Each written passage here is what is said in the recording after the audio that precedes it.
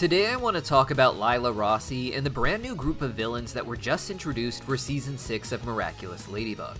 This video will get into the episode El Toro, which has not released in English yet, so make sure to bookmark the video if you're waiting to watch that and want to come back later. Now, for Seasons 1 through 5, Gabriel seemed to be working for himself, wanting the Miraculous of the Ladybug and Black Cat so he can bring back his deadish wife. On top of that, he seemed to want to use its power to create a world where he was even more powerful, but in the recent Ladybug episode, El Toro, we learned that Gabriel was not working alone. Instead, Gabriel was revealed in this episode to have been part of a council of 12 who seek to create what they call the perfect world. At the end of the episode, Nathalie is in a meeting with the 12 where it's revealed that even with Gabriel's death, their goal has remained unchanged. They even express surprise that Gabriel's wish didn't include the goals of the Perfect World project, but they agreed to allow the work that Gabriel started to be continued by another. In this conversation, Gabriel is referred to as the Diamond, with his symbol of the diamond being the only one not talking among the 12 icons in this conversation. Normally, Gabriel would be the one speaking through this icon, but with his death, the only one to answer is Nathalie, who is referred to as the Diamond Shadow. The implication here is that Nathalie was assigned to help Gabriel with his mission, something that started long before the death of Gabriel's wife Emily. Instead, their initial hunt for the Miraculous seemed to have been part of the Council's plan to create this perfect world. Like Gabriel, these other 12 icons seem to represent 12 powerful people in the world of Miraculous, with many of them seemingly far away from each other. The most obvious second member of this group is none other than Kagami's mother, Tomoe Tsurugi. In the first 5 seasons, we already saw Tsurugi working with Gabriel and seemingly even having complex feelings for him that she isn't able to express. Each of these icons is meant to represent their speaker in some way, with Tsurugi seemingly talking through the icon of a gear and the others referring to her codename as the Machine.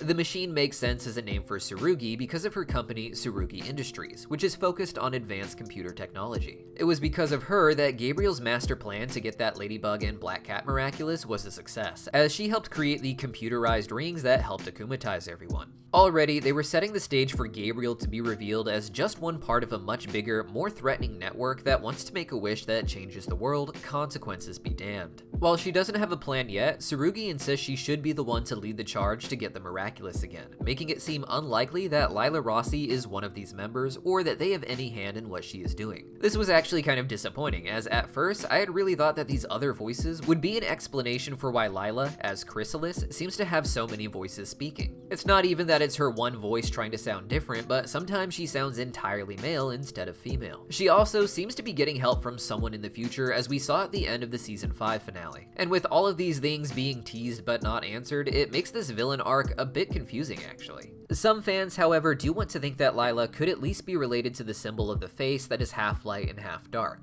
This is no ordinary face, but rather a mask, the kind you would see in a theater, with one side crying to represent tragedy and the other side laughing to represent comedy. This would be the perfect symbol for the two-faced Lila, an expert at controlling her emotions and hiding her identity. Back in Season 5, we even found out that the identity of Lila Rossi was actually just one of this character's many personas that she created using wigs and colored contacts. Right now, there are insane theories that Lila is basically everywhere this season, dressing up as different characters, both important and distant, but all of them playing a role in the drama surrounding Marinette, her friends, and the akumatizations. Lila loved to manipulate people and loved manipulating them into getting akumatized, and now that she has the power to akumatize them, it makes sense that she would set people up to have those negative emotions necessary instead of waiting around for it to happen the way Gabriel did. With this season's episodes being released out of order, we only just got the first episode, Climatiqueen. In this episode, some fans believe that Cerise, or Lila, put on another wig and some heavy emo makeup to become one of Marinette's new classmates. Here, she innocently plays into getting Aurora Boreal to become akumatized, seemingly trying to help her, but only making things worse like a master manipulator. Apparently, this character even had the same French voice actress as Lila, and with Lila now having so many voices when she's Chrysalis, I imagine the show will even be disguising her as characters with completely different voices. The way this character talks to Aurora Boreal is actually really similar to the way that Chrysalis talks to her victims that she's about to akumatize, with the show seeming to go out of its way to recreate the exact shots used with this girl talking to Aurora Boreal that Chrysalis uses with all of her victims. And there's even one shot of this character where her face is half cast in shadow and half in light, very much like that mask seen as one of the 12 icons at the Council for the Perfect World. All of this would make it a really interesting and fun choice for Lila to be a part of this team and for these people to actually be helping her with her mission, but they seem actually unaware of who who this new chrysalis is. Instead, these icons seem to represent the industries or general sources of power for these characters. With Gabriel, it made sense to use a diamond because he was a fashion icon and this represented luxury design. Tsurugi, of course, has her company that works on advanced electronics, explaining her name, the machine, as well as the symbol for the gear. Therefore, the person behind this icon is likely someone who has a lot of control and influence in the industry of acting, theater, and general entertainment. We already know a few characters in the show that could at least be the lackeys or minions of this person, with so many of the characters being involved with movies or music or some type of fame, but I don't think every icon here will be one of the characters we've already met. The first arc with Gabriel lasted 5 seasons with well over 100 episodes, and season 6 seems to be the beginning of an arc that is just as long. That means that after this season, we still have 4 more seasons to slowly introduce us to these characters, with each of them likely being introduced indirectly before later being shown to be one of the voices behind these icons. And already, they will likely have connections to characters in the show that we already know. One icon, for instance, is just a symbol for wheat, perhaps alluding to some sort of agricultural powerhouse in the miraculous world. While we don't know who is behind this icon, the episode ended with a voice revealing that he is the father of Nathalie, with this man seemingly assigning Nathalie to work for Gabriel in order to move forward with this perfect world project. Here, Nathalie is presented as just being a pawn in her father's bigger plan, but she doesn't want to actually help them find the miraculous, it seems, as she's actually keeping the identity of Ladybug a secret. Nathalie's allegiance tends to be more with her heart. Early on, she was shown to have feelings for Gabriel, and because of that, she was willing to put herself in danger and risk her own life in order to help Gabriel achieve his dreams of just bringing his wife back. However, she also loved Emily and Adrian enough to know when Gabriel was going too far. It was a complex relationship built around trying to do what is right, for the people you love, but also for the people that the people you love can hurt. And we already have something similar going on here, with Nathalie keeping Ladybug's identity a secret, at least for now. As for the other signs, there are also some fun connections to existing characters of elite status. One of the icons, for instance, is just a sword, seemingly representing not actual old-fashioned weapons, but perhaps the industries of war in general. This is important because Felix's own mother, Amelie, married an American who made his wealth off of war, and it would make sense if this marriage was part of the council's plan to further connect their alliance, very similar to what Gabriel and Tsurugi tried to do with Adrian and Kagami. This would also indicate that Adrian and Felix's grandparents are perhaps in this alliance, maybe represented by the royal scepter icon running the meeting. We actually got introduced to Adrian's grandparents on that side in the episode Where Papas, and it wouldn't surprise me if they or other members of their family had a lot more going on behind the scenes in terms of trying to control the world. Additionally, there also seems to be one icon with bricks representing construction, a pen representing writing, a wheel representing automobiles, a fire probably representing energy, and a particle representing science.